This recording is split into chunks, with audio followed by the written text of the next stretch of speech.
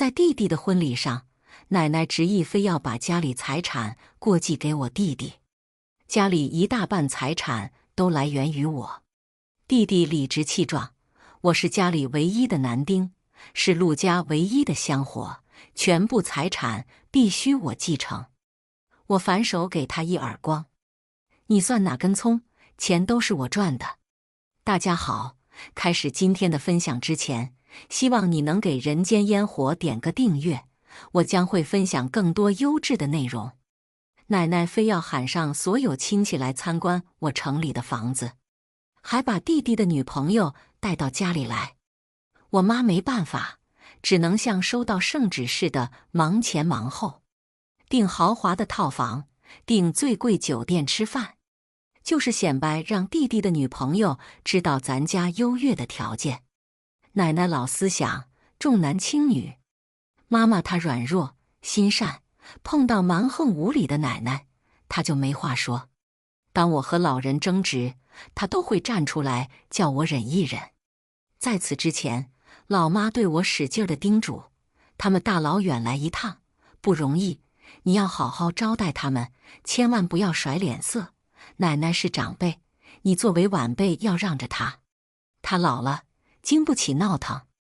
我没有说话，脸上写满了抗拒。她哪有老人家该有的慈祥？奶奶和我的感情很淡。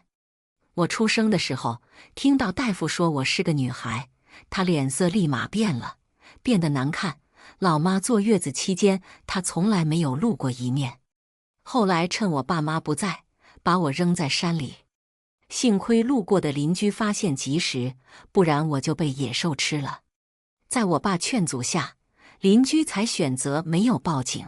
后来我妈一气之下跟奶奶断绝关系，带着我离开了老家。她不拦着我爸尽孝，也不会逼着我和奶奶断绝关系。之后我们待在城里，只有过年才会回去一趟。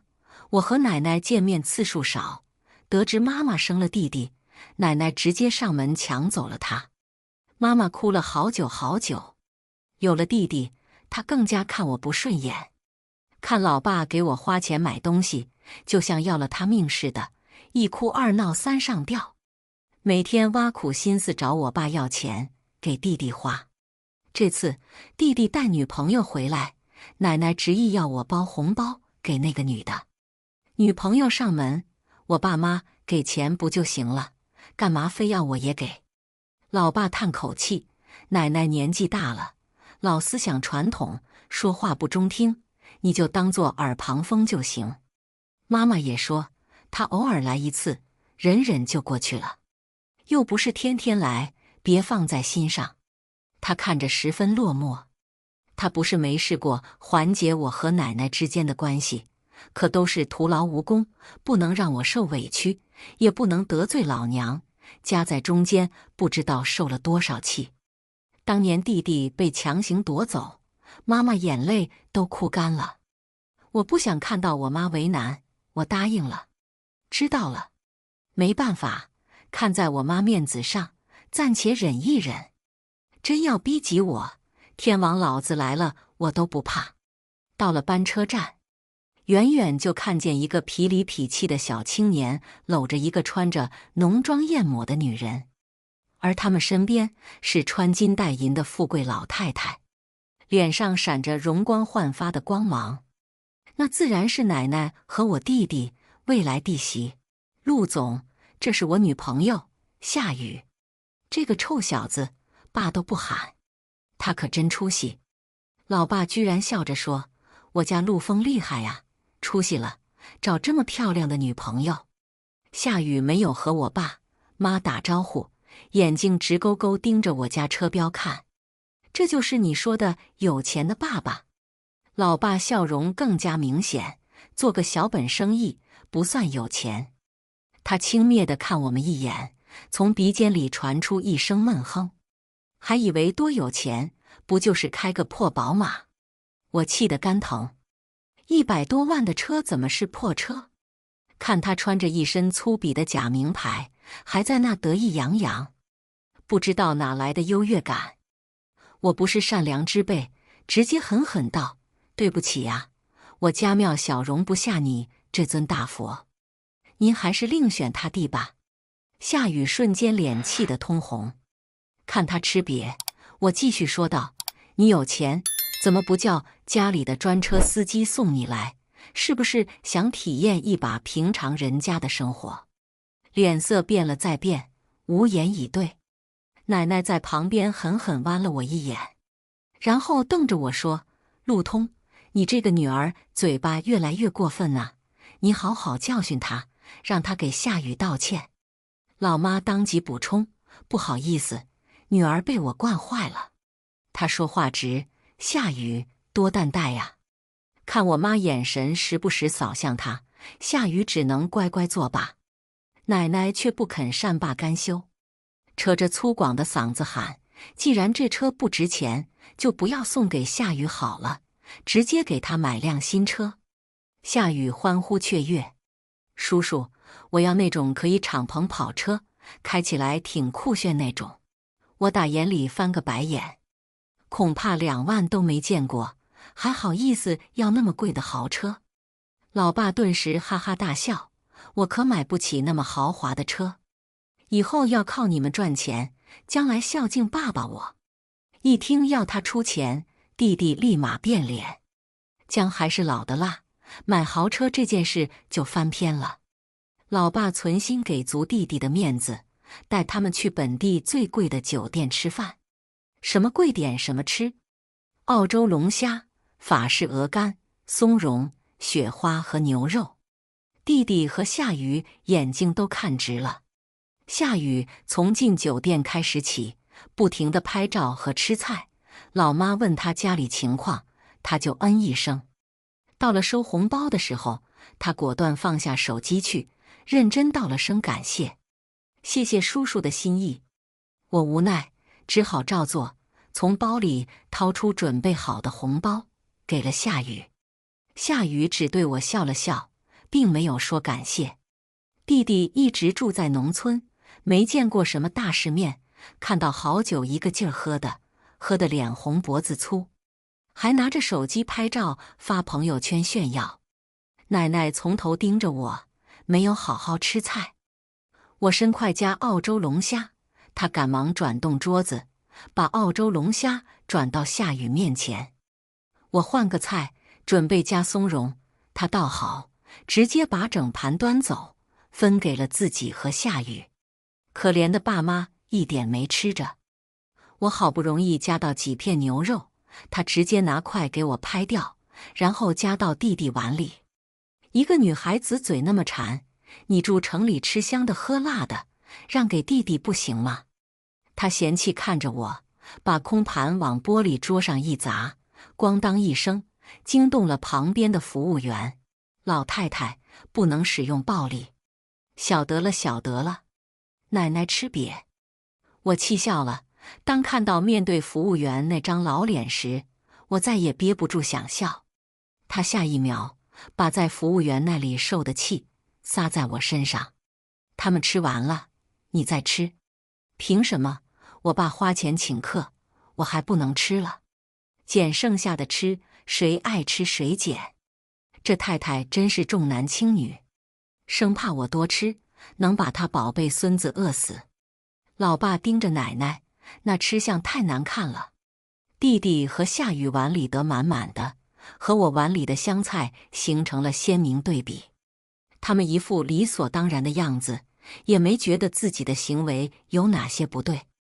这些食材我平时也吃得多，就不跟他们计较，犯不着跟他们抢，跟他们抢降低了我的档次。但我实在咽不下这口气。谢谢奶奶，一心一意为弟弟着想，我在此谢谢奶奶照顾弟弟了，把弟弟教得这么目中无人。我露出一个无比开心的笑容。奶奶，别光顾他们，他们有手会自己夹的，您没好好吃饭，我看着心疼。您吃这个补补身体。我夹着一根青菜放在奶奶碟里。奶奶瞪大眼睛，气得不轻。丫头片子，你存心故意的吧？那么多好菜好肉，偏偏只夹个青菜给我。我一脸无辜。奶奶，青菜营养大，您吃了美容养颜。再说了，你把好吃的都夹给了弟弟他们，我上哪去夹好鱼好肉给您？搞小动作被揭发，奶奶脸色如同吃了苍蝇般难看。老妈趁机教训弟弟：陆枫，你看奶奶光顾给你夹，自己都没好好吃，你太不懂事了。这么大人了，要孝敬老人，奶奶平时怎么教你的？弟弟这才不情愿，从碗里夹着金枪鱼放到奶奶碗里。奶奶，您吃。奶奶不吃，你长身体的时候，你吃。奶奶又把金枪鱼放回弟弟碗里。看我孙子吃得开心，我老太婆就开心。能让老人开心，都是孝顺的孩子。奶奶这话明显是冲我说的，是我不想惹她开心吗？她重男轻女，偏心到底，一直对我不好，叫我怎么对她好。她又把视线移到我这里，恼羞成怒道：没看到我杯里没水了吗？不能自觉点，赶快给我倒茶。亏还是个研究生，读那么多年的读哪去了？一点眼力见都没有，还没有弟弟懂事。我不稀罕他嘴里的懂事。我招手喊来服务员：服务员，给我们添点茶水。话音刚落，就听见奶奶说：不用叫服务员，你自己来。奶奶狠狠对我凶道：你自己来怎么了？我还不能使唤你。我心口堵着一口气，太过分了，这不是诚心为难我吗？放着好好的服务员不用，非要我亲自动手。老妈拼命给我使眼色，忍，我一定忍。孝顺长辈应该的。我乖乖起身给她倒水，可她一会儿说倒水，一会儿说她腿麻，叫我揉揉。我被她当作丫头似的使唤。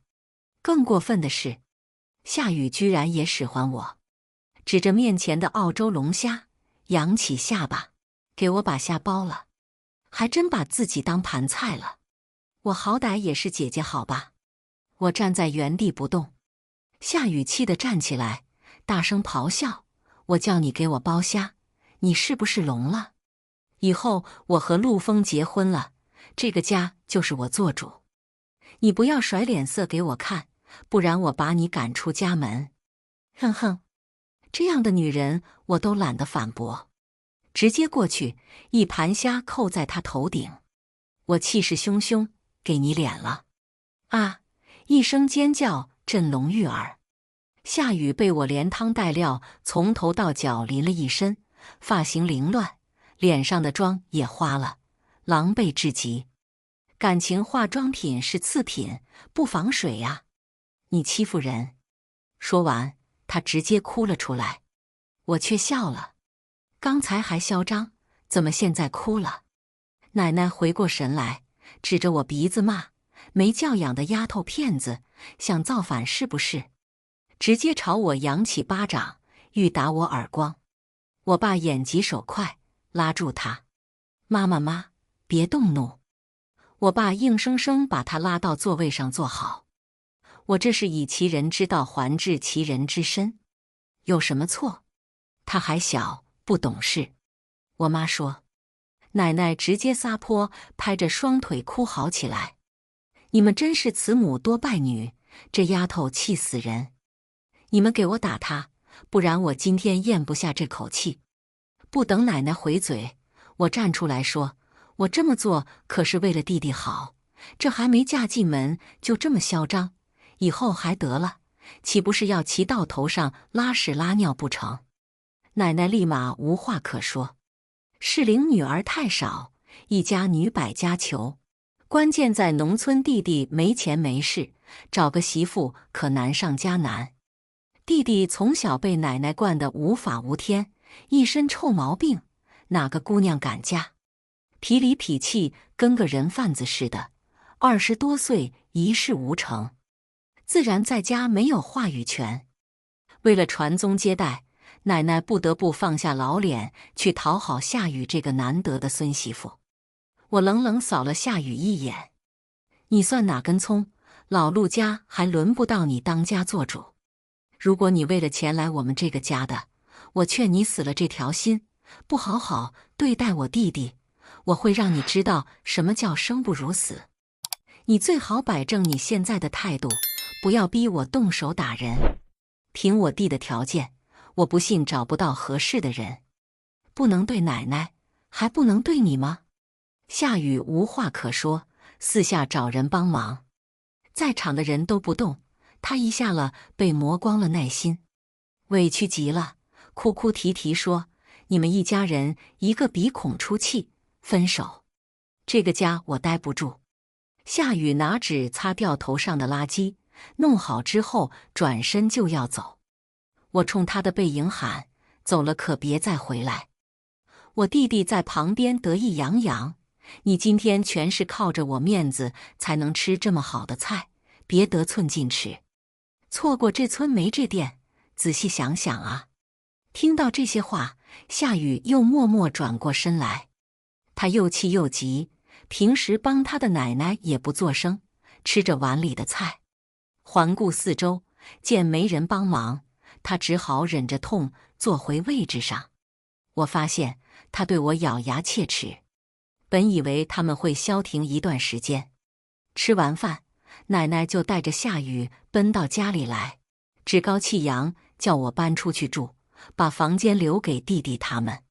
一到家，客厅里的白地板被踩得黑黢黢的，大摇大摆在客厅环顾四周，连鞋都不换，太恶心了。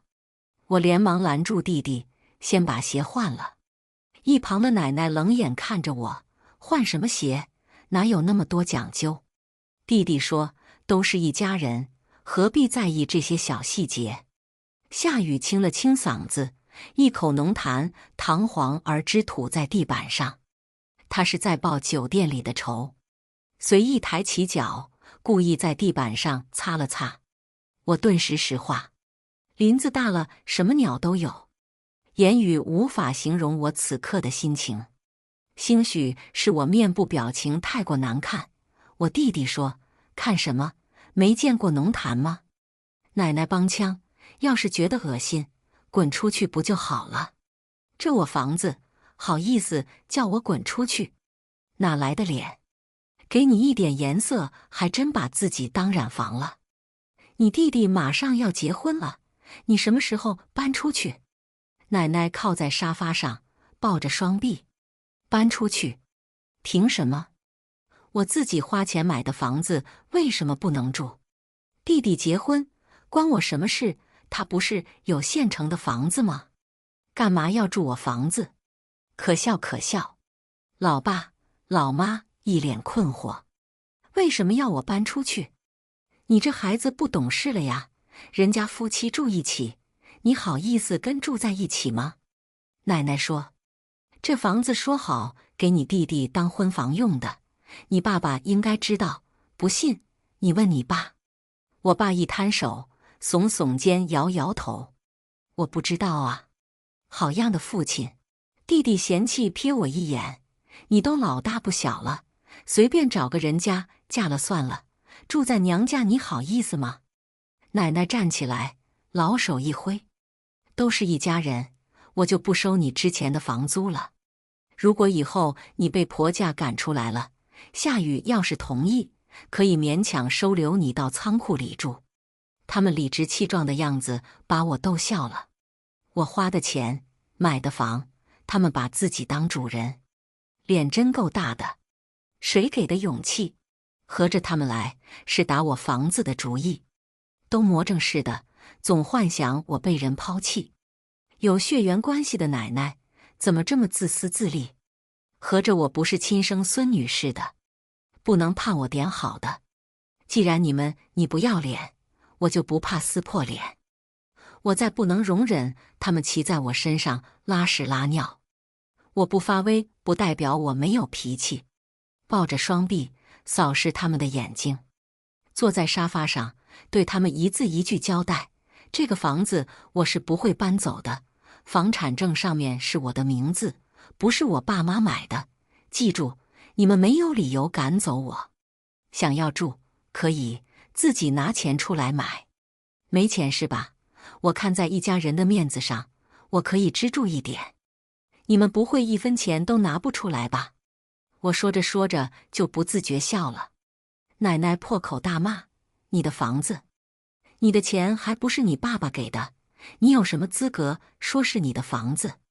他是你弟弟，是咱们陆家唯一的男丁，你爸爸的财产都是留给他的。你将来会嫁出去，你一个女娃继承什么财产？没资格，你迟早是别人家的媳妇。我爸拉着我奶奶的胳膊：妈，这房子可不是我出钱的，是您孙女自己赚钱买的，这和我没关系。什么？奶奶傻眼了。陆枫扯着嗓子对我爸喊：怎么可能？他哪来那么多钱？陆通，我可是你亲儿子，你不能那么自私。我爸黑着脸看向我：爸，他眼里根本没有你这个父亲，一开始来你就应该发现了。弟弟气得半死，朝我走来，想要打我。喂，怎么着？还想要动手打你亲姐？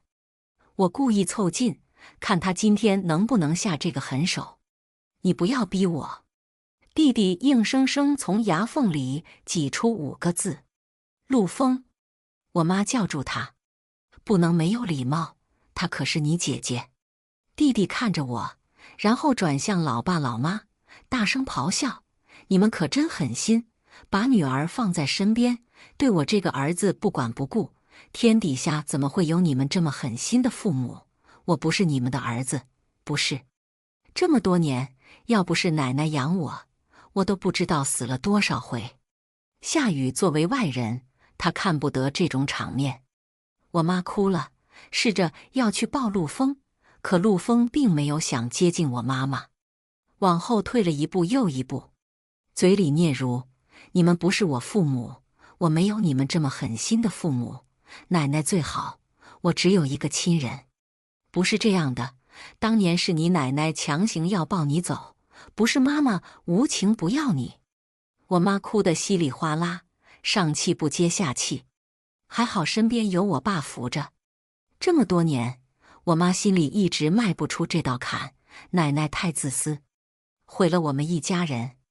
老爸嘴打战，作为儿子，他没有处理好妈妈和奶奶之间的关系；作为父亲，他不称职。但这么多年对我细心呵护，是我眼里的好父亲。失去弟弟在身边的陪伴，妈妈痛心疾首。奶奶在那边像什么都没发生一样，熟练打开冰箱，狼吞虎咽吃这吃那。夏雨站在陆枫身边，一直摸他的脸：你们真吵，烦死我了。奶奶吃饱喝足，打了个饱嗝，走到我面前，指着我：我教子无方，把儿子教成了重女轻男的败类，我对不起苍天，对不起大地，对不起列祖列宗，惭愧啊！放着好好的儿子不要，非要养赔钱货在身边。妈，您别说了，都是您。我爸将我奶奶强行拉到沙发上坐好。您总是看不惯孙女，为什么？孙子孙女不都一样吗？啊，您为什么偏心？以前的传统观念要改一改，孙子孙女都挺好。你把陆枫惯成为这样，你迟早会后悔的。奶奶又撒泼打滚，拍着双腿不停地鬼哭狼嚎。我怎么生了你这个不孝的儿子，把我老脸都丢尽了？你为了这个媳妇，是不是连我老妈都不要了？陆通，你心是什么东西做的？我妈扑向我奶奶，抓着她的衣领就是不肯放手。都是你，你这个狠心歹毒的老太婆！看我第一胎生的是女儿，你趁我们不注意，偷偷把孩子抱走扔在山里。你怎么是这样歹毒的人？她可是你亲生孙女。咱们都是女人，女人最能了解女人的心思，你为什么要这么自私？夏雨吓得魂飞魄散，兴许是面对咱们家这个情况，接受不了，吓得跑出去了。重男轻女真的好可怕。陆枫想追，被我拦住。你走开。他推我，很用力。我不能放他出去，他现在情绪不稳定，激动会出事的。夏雨要是提出跟我分手，我一定饶不了你。他如汹涌的猎豹朝我大喊大叫。说实话，我还有点怕了。为你好，你怪我又如何？我死不放手。女朋友算不了什么，大不了重新找一个。他收敛点，对我不再那么凶。你以为我是你？我这样一无是处的男人，谁愿意跟我一起受苦？放心，姐姐会帮你的。我打了保证。奶奶冲过来，指着我横眉竖眼。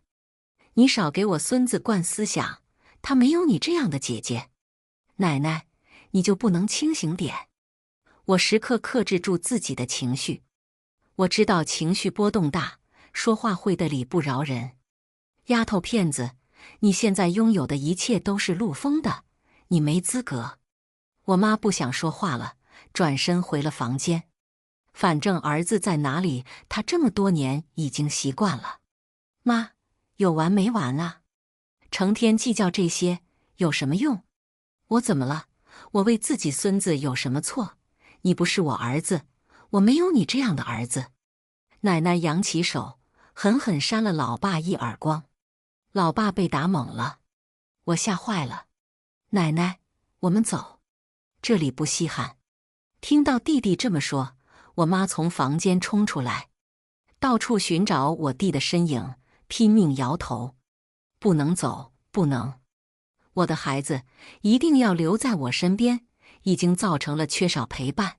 我要振作，我要孩子回到我身边来，弥补他缺失多年的母爱。妈妈一席话，引得我抱头痛哭。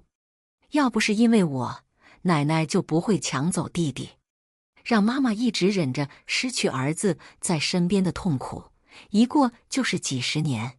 奶奶没有放弃自己的主意，强行拉走了弟弟。我妈抱头痛哭，瘫坐在地。奶奶的爱对弟弟来说是真爱，无私奉献的爱，对我压根没爱。费尽心思抢夺房子，让我出去，显然是竹篮打水一场空。兴许过自己的日子是最自在的。奶奶再也没有打搅我们的生活。日子才维持半个月，奶奶带着夏雨父母上门。由于夏雨父母第一次来，奶奶为了面子，使唤我妈做这做那。我妈为了尽快得到儿媳妇，她硬生生挺着要强的性格，答应奶奶的所有要求。她觉得欠儿子的，想要弥补。给亲家倒茶，记住准备糕点。奶奶指示我，我照做，免得人家说不懂事。茶倒了，糕点准备好了。奶奶还是不满意，你叔叔阿姨第一次上门，不知道包个红包，你真是笨。奶奶，你为什么不包红包？我们呢，不是那种拆散恩爱情侣的人，竟然2个孩子那么相爱，就结婚吧，彩礼不多，80万，然后买一辆车，房子要5环外内的，房子必须写我女儿的名字。夏母认真道。夏叔在旁边沉默，没有说话。这个家庭一看就是女的做主。80万，还要房要车？打枪啊！你这是卖女儿吧？奶奶大声吼。提到钱，奶奶总会不满意。你家夏雨又不是千金大小姐，摆什么谱？拉倒吧，她值80万吗？怎么，我含辛茹苦带大女儿，女儿嫁到你家就是你家的人了，80万我还要少了？夏母丝毫不让，说80万还觉得要少了。我老爸走过去，心平气和地说，凡事好商量，80万太高了吧？没钱娶什么媳妇？嫌弃的眼神一一扫过我家的人。听到夏母的话，奶奶气得直喘气，捂着心口连连呼吸。我爸赶紧过去抚平他激动难以接受的情绪。要老命啊！奶奶嗫嚅。后来2家商量，最终定了彩礼价格，50万。到了我弟结婚那天，夏雨如愿以偿穿上婚纱，在夏父的搀扶下，把手交到我弟弟手中。看着他们一脸幸福的模样，我就觉得好心酸。那彩礼是我出的，想着就心疼。爸爸妈妈多年积蓄早就花在老家了，根本拿不出那么一大笔费用。奶奶自会嘴巴强硬，其实她就是盼曾孙，说得天花乱坠，觉得背后有人心甘情愿地买单。原以为彩礼打住了，举行完婚礼，奶奶拉着我爸非要立遗嘱，把名下的财产全部继承给我弟弟。我这个女儿一分都没有。奶奶偏心还是大大存在。公司能有今天是靠我努力赚来的，到头我是拿不到1分钱的人。我妈不愿意，不可能，不公平，这财产都是我女儿辛辛苦苦赚来的，怎么能这样分配？奶奶不顾及形象，一掌狠狠推开我妈。只要我一天不死，这个家就我说的算。什么人？我爸没说什么，在场那么多人亲朋好友看着，他怕别人认为他是个不孝子。陆枫是我们家唯一继承人，而且你们欠他的，你们赚的钱就是为了他以后将来的。我妈彻底寒心，好好的一个儿子被他教育成这样，简直就是败类。奶奶，我是不会同意的。我站出来伸张，得来的是他一记白眼。你迟早要嫁出去的，把钱都留给外人，你觉得可能吗？什么叫外人？我姓陆，难道不是陆家的子孙？话到嘴边，硬是说不出来。顶撞长辈，你算什么研究生？你把研究生的脸都丢尽了。奶奶冷嘲热讽，然后笑眯眯对着弟弟说：放心，这个家钱总归是你的。弟弟点点头，一副高高在上的样子。你如果拿我是妈妈，你就听我的劝，把名下的财产都给陆枫，他是你唯一的继承人。奶奶对爸爸命令。这次爸爸居然按着自己心里来，抗拒道：不可能，这个家是我老婆维持的，我女儿赚的钱我不能忘。奶奶顿时脸气得通红，大把喘气，再次命令我妈：你是当家人，你做主，你亏欠儿子这么多年，你不弥补，我没错，错的是你。我妈第一次顶撞我奶奶。夏雨父母跑过来，对着我奶奶怒斥：结婚大喜日子，吵什么？丢不丢人？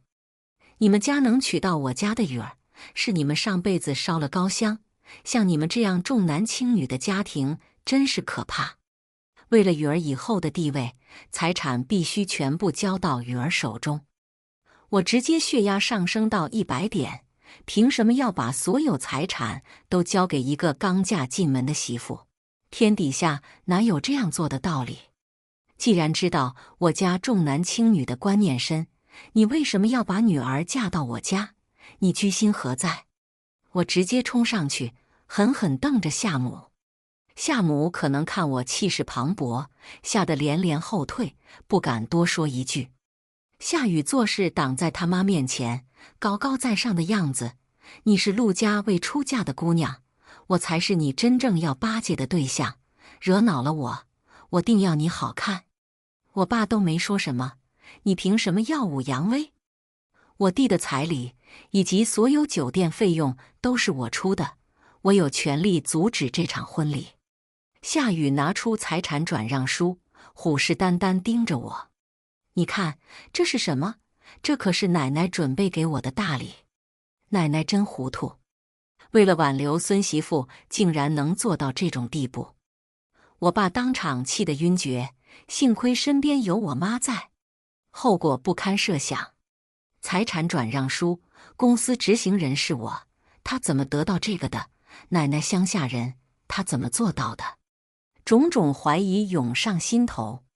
为了拆穿他们，我借上厕所的时间打电话到公司财务部，得知是奶奶威胁利诱，他们不得已才做出这份证明，眼下我叫联系律师赶到现场，一定要好好教训他们，让他们知道吃官司会落成什么下场。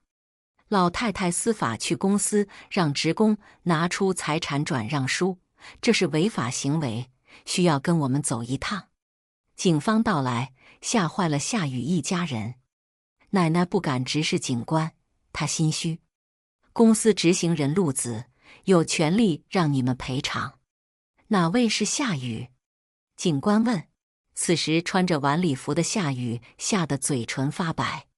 我是，你跟我们也走一趟。眼睁睁看着他们被检察院、警方带走，我心里痛快极了。老爸不放心，非要我跟着去。经过一系列调查，奶奶是威胁公司财产部经理，负了法律责任，要做出相应的赔偿。公司是我家的，我为什么不能支配？奶奶对警官大喊大叫。奶奶最要面子，被警官单独问话，她当然全身不适，不自在。我在外面听着她和警官的对话，我觉得好笑。让你欺负我妈，现在得到报应了吧？夏家都是诈骗犯，夏雨专门骗人，跟有钱公子哥在一起，就是为了人家家产，你事先不了解吗？说实话，我也被吓了一跳。什么？不可能，他们怎么可能是诈骗犯？他们家我去过的，绝对不可能是诈骗犯。警官说，我们是人民警察，会乱冤枉好人吗？他们是惯犯，他们的手段高明得很。你一个老太太被骗了，还帮他们数钱，要不是今天有这场纠纷，我们很难抓到他们。奶奶不敢相信，气得够呛。他们骗了我们50万，天哪！还有其他的吗？有，房子、车子。总共花了多少？160万、150万。奶奶扳着手指头在算。她有什么好心疼的？全都是我家出的。车子、房子可以要回来，但是给了现金恐怕不行，必须全部要回了。他们凭什么拿我那么多钱？奶奶嚎叫。最后，夏雨被抓进了牢房。他一家人全是冒充的，根本不是一家人。他们得到了相应的惩罚，我弟弟松口气。想不到他们是专门骗人的团队。还好有你们，不然我就完了。这弟弟虽然被奶奶惯得不成样，但终究是我亲弟弟。他是从我妈身上掉下的一块肉，我妈自然不会袖手旁观。跟妈回去吧。你奶奶？不回去，我会等着奶奶回来的。弟弟还是坚持，不知道我妈妈怎么想的。奶奶年纪大，因为伙同诈骗犯被关进监狱3年，出来的时间人已经虚弱到不能动弹，弟弟亲自照顾他，守着他。以上就是今天分享的故事，大家有什么想说的、想吐槽的，欢迎在下方评论交流，也更希望能给人间烟火点个订阅，我将会分享更多优质的故事内容。